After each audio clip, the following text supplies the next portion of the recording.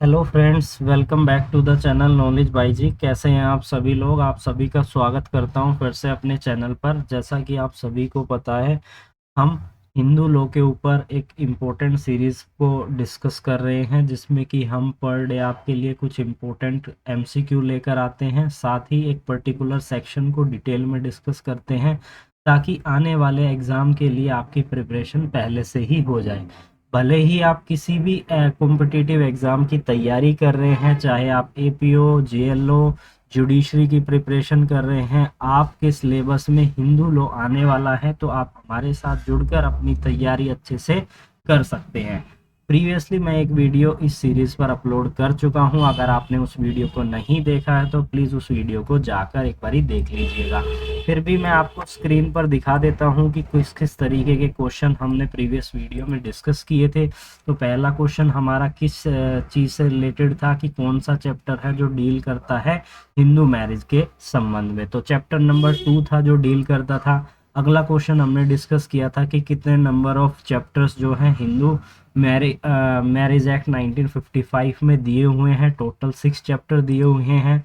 इसके बाद अगला क्वेश्चन था कि कंडीशन कहाँ पर दी गई है हिंदू मैरिज की, तो ये हमारी सेक्शन नंबर 5 के अंदर दी गई थी। और हमने अगला क्वेश्चन डिस्कस किया था कि कौन कौन से इन सभी में से कंडीशन नहीं है हिंदू मैरिज की, तो इसका सेकंड ऑप्शन हमारा बिल्कुल करेक्ट था। उसके बाद हमने डिस्कस किया था कि ये जो स्टेटमेंट दी हुई है, the party are not sapindas of each other unless the custom and usage govern each of them permitted of marriage between the two, यानी कि दोनों के बीच में स्पांडा रिलेशनशिप नहीं होना चाहिए एक हिंदू मैरिज के संबंध में, जो कि हमारा हम सेक्शन 5 को पढ़ते हैं उसके अंदर स्पेसिफिकली लिखा हुआ, और डेफिनेशन क्लोज के अंदर भी आपको स्पांडास के बारे में बताया गया है कि किसे स्पांडास कहते हैं। 5 पीढ़ी फादर की साइड से, मदर की साइड से 3 पीढ़ी। तो इसका जो सही ऑप्शन था वो है हमारा फोर्थ ऑप्शन था। और हमने एक पर्टिकुलर सेक्शन को डिस्कस किया। कौन सी सेक्शन को? सेक्शन नंबर 5 को, जिसमें हमने कंडीशन को डिटेल में डिस्कस किया था। उसके बाद आज हम आगे के अपने इम्पोर्टेंट एमसीक्यू के साथ एक इम्पोर्टेंट सेक्शन को डिस्कस करने वाले हैं। तो आप सभी स्टूडेंट से मैं ये रिक्वेस्ट करना चाहता हूँ कि वीडियो को, अगर आपने लीड नहीं लगाई है तो लीड लगा के इसे आराम से सुनिए। अगर आप शांत जगह पे बैठे हैं तब भी आपको अच्छे से समझ में आएगा। अगर आपको ध्यान लगा के सुनना है एक ही वीडियो में, मैं आपको अच्छे से सेक्शन को समझा दूंगा और हमारे जो एमसीक्यू है उसकी प्रिपरेशन भी हो जाएगी। तो स्टार्ट करते हैं हमारे आज के इम्पोर्टेंट क्वेश्चन से। सबसे पहला क्वेश्चन क्या कह रहा है कि ceremonies of for the Hindu marriage किस फॉलोइंग चैप्टर में ये बात की गई है? सेरेमनीज की कौन से चैप्टर में बात की गई है? चैप्टर नंबर 1 में, चैप्टर नंबर 2 में, चैप्टर नंबर 3 में, चैप्टर नंबर 4 में। तो इसका जो सही जवाब है वो है हमारा सेकंड ऑप्शन, चैप्टर नंबर 2, जो कि सेरेमनीज के बारे में बात करता है। चैप्टर नंबर 1 के अंदर हमारा आता है जो कि सब हेडिंग प्रिलिमिनरी, आपने देखा होगा हर एक बेयर एक्ट के अंदर लिखा रहता है।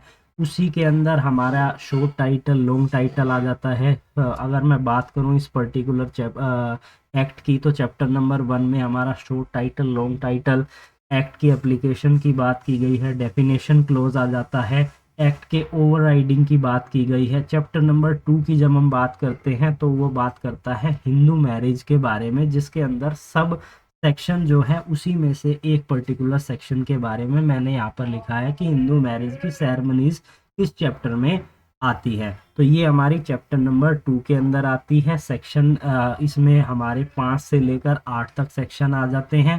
चैप्टर नंबर 3 जब हम बात करते हैं, इसमें जुडिशियल सेपरेशन और कॉन्जुगल राइट के रेस्टिट्यूशन की बात की गई है। चैप्टर नंबर 4 की जब हम बात करते हैं तो ये हमारा बात करता है डिवोर्स के बारे में। डिवोर्स के बारे में कि डिवोर्स के क्या क्या ग्राउंड होंगे, वर्ड मैरिज, वर्डेबल मैरिज किसे कहेंगे, म्यूचुअली डिवोर्स किस तरीके से होगा, बाइगेमी की पनिशमेंट इस चैप्टर में दी गई है। तो आने वाले क्वेश्चंस जो है, इन बहुत सारी चीज़ मैंने पहले ही क्वेश्चन में डिस्कस कर दी है। बात करते हैं अगले क्वेश्चन के बारे में। इस सब पति का क्या मतलब होता है? सेक्शन नंबर 7 के अनुसार हिंदू मैरिज एक्ट 1955 में जो दिया गया है उसमें सप्तपदी का एक्चुअली में मतलब क्या होता है? तो फर्स्ट ऑप्शन क्या कह रहा है कि the taken of 7 step by the bridegroom and bride jointly before the sacred fire. Second option है the taken of a 7 step, जैसा कि हमें पढ़ने से ही पता चल रहा है सप्तपदी यानी कि 7 पद चलने यानी कि 7 फेरे लिए जाना। तो इसमें हमारा सेकंड ऑप्शन तो होगा ही नहीं। बात करते हैं थर्ड की, the taken of 7 step bye A male and female jointly before the scared fire. अब यहाँ पर ये दोनों थर्ड ऑप्शन और फर्स्ट ऑप्शन कॉमनली सेम ही है, लेकिन ये ठीक भी है। लेकिन हमारे बेयर एक्ट में जो वर्डिंग यूज की गई है वो बहुत इंपॉर्टेंट है, इसलिए यहाँ पर कंफ्यूजन हो जाती है स्टूडेंट को और स्टूडेंट गलत करके आ जाते हैं। तो आपको जो बेयर एक्ट की एक्चुअल लैंग्वेज है उसमें किस वर्ड को यूज किया गया है वो आपको बारीकी से ध्यान रखना है, और इसका जो सही जवाब है वो है हमारा फर्स्ट ऑप्शन। इसके लिए आपको सेक्शन नंबर 7 को पढ़ना होगा। सेक्शन नंबर 7 जो बात करता है सेरेमनीज के बारे में कि हिंदू मैरिज की सेरेमनीज क्या होंगी, इसी को आज हम इस वीडियो में डिटेल में भी डिस्कस करेंगे। बात करते हैं अगले क्वेश्चन के बारे में कि कौन सी ऐसी सेक्शन है जो बात करती है मैरिज के रजिस्ट्रेशन के बारे में। हिंदू मैरिज एक्ट 1955 के अंदर हमने पहले भी डिस्कस किया था, अभी भी डिस्कस किया है। मैं एक हर सेक्शन को बताऊंगा कि कौन सी सेक्शन किस बारे में बात करती है। जब हम सेक्शन नंबर 5 की बात करते हैं तो 5 हमारा कंडीशन के बारे में बताता है कि हिंदू मैरिज के लिए क्या क्या शर्तें होंगी।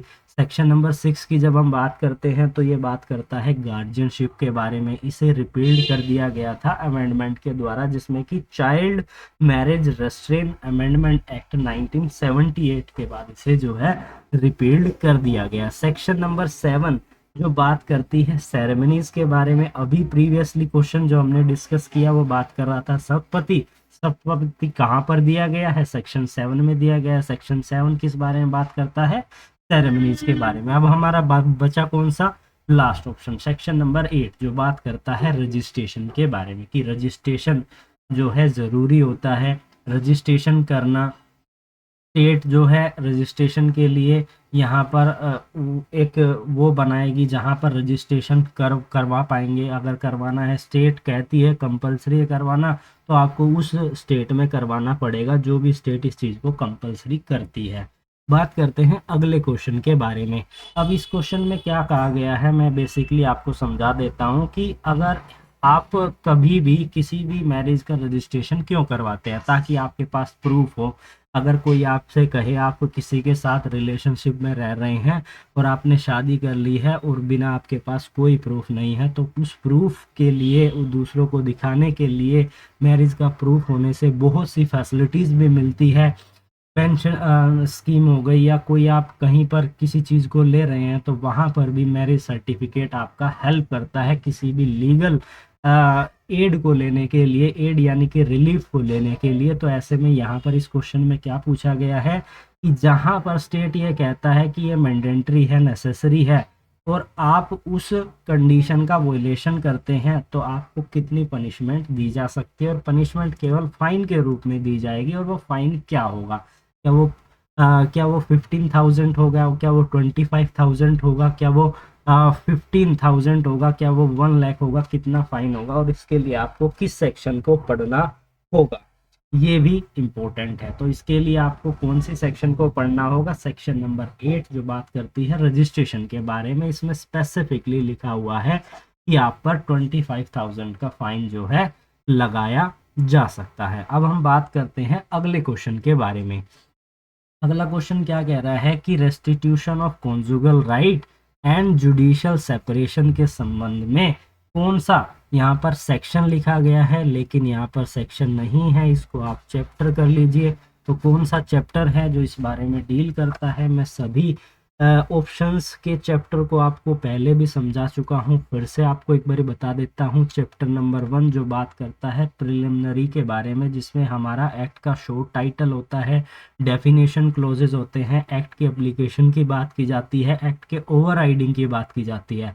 जब हम चैप्टर 2 की बात करें हिंदू मैरिज एक्ट 1955 की, तो उसमें बात की गई है हिंदू मैरिज के बारे में, जिसमें सेक्शंस डिवाइड है। सेक्शंस क्या क्या कहती है? सेक्शंस हमें कहती है कि हिंदू मैरिज की क्या क्या कंडीशन है। हिंदू मैरिज में गार्जियनशिप के बारे में बात की गई है, जिसे रिपील्ड कर दिया गया था। हिंदू मैरिज के अंदर सेरेमनी के प्रोसीजर होगा, उसकी बात की गई है और रजिस्ट्रेशन की बात की गई है। जब हम बात करते हैं चैप्टर नंबर 3 की, तो ये बात करता है कॉन्जुगल राइट के रेस्टिट्यूशन की और जुडिशियल सेपरेशन की। रेस्टिट्यूशन ऑफ कॉन्जुगल राइट का एक्चुअली में मतलब क्या होता है, ये भी मैं आपको डिस्कस कर लेता हूँ। सपोज दैट आपकी वाइफ है, आप एक मैरिड कपल है और आपकी वाइफ बिना किसी रीज़न के आपको छोड़कर चली गई है। तो ऐसे में आप कोर्ट में क्या करेंगे, एक एप्लीकेशन फाइल करेंगे, आप पेटिशन फाइल करेंगे सेक्शन नंबर 9 के अनुसार कि विदाउट एनी रीज़न मेरी वाइफ मुझे छोड़कर चली गई है। उनकी ड्यूटी बनती है, उसके जो उनकी ड्यूटी बनती है, ओब्लिगेशन बनती है कि वो विदाउट एनी रीज़न इस मैरिज को नहीं छोड़ सकती है, तो उसको वापस बुलाया जाए। तो कोर्ट ऐसे में क्या कर देती है, ऑर्डर कर देती है। और जुडिशियल सेपरेशन यानी कि आप अलग रहना चाहते हो, कोर्ट की मंजूरी से आपको जुडिशियल सेपरेशन की डिग्री जो है प्राप्त हो जाती है। बात करें चैप्टर 4 की, तो चैप्टर 4 हमें क्या कहता है, ये बात करता है कि वॉइड मैरिज किसे कहेंगे, वॉइडेबल मैरिज किसे कहेंगे, डिवोर्स किस तरीके से होगा, डिवोर्स में कुछ अलग से रिलीफ लेना है उसके बारे में बात की गई है, म्यूचुअल डिवोर्स किसे कहते हैं, लेजिटिमेसी, बाइगेमी की पनिशमेंट, ये सारी चीज़ें जो है इस पर्टिकुलर सेक्शन के अंदर आपको देखने को मिलेगी। आज हम अपनी जो इम्पोर्टेंट सेक्शन है जो हम डेली डिस्कस करते हैं उसको डिस्कस कर लेते हैं। आज सेक्शन नंबर 7 को डिस्कस करेंगे। क्या कह रही है, सेरेमनीज की बात की गई है। अब सेरेमनीज क्यों इंपॉर्टेंट है, कौन सा वर्ड इंपॉर्टेंट है, ये आपको पता होना चाहिए। कभी भी आपसे डिटेल में पूछ लिया गया या जो एमसीक्यू आते हैं वो सेक्शन के अंदर से पर्टिकुलर वर्ड को आपको याद रखना होता है। तो क्या कह रहा है, हिंदू मैरिज में भी सोलमनाइज यानी कि कोई भी हिंदू मैरिज संपन्न हो सकती है किसके द्वारा, जो पार्टीज होती है उनके रीति रिवाज, जो कस्टम है, ये सारी चीजें उसकी मैरिज को जो है संपन्न कराते हैं।